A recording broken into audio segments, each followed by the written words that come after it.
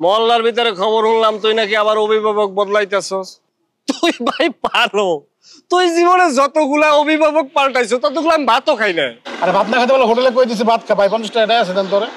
সোহেল, আমি মিঠুর লগে কথা কই, তুই মস্করা করতে আইস না, চুপ থাক।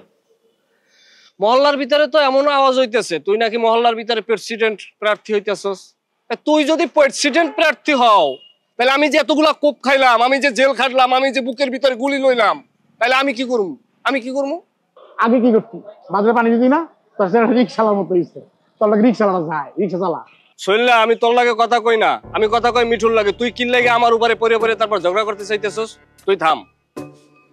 মিঠু যদি এখন প্রেসিডেন্ট প্রার্থী হয় তাহলে আমি কি করবো? এবারে রাজনীতি তো আমরা করছি, এখনো করতে উইরাইয়া জুইরা বয়ে যদি কয় আমি প্রেসিডেন্ট তাহলে আমি কি আঙুল চুষুম? চোষ তোর যদি আঙুল চুষে ভালো লাগে চুষুক ভাই, একটু টাইম দেন চুষুক ওই আঙুলটা। শৈলা, মাথা কিন্তু গরম আছে, মাথা কিন্তু গরম করিস না, একদম চুপচাপ থাক।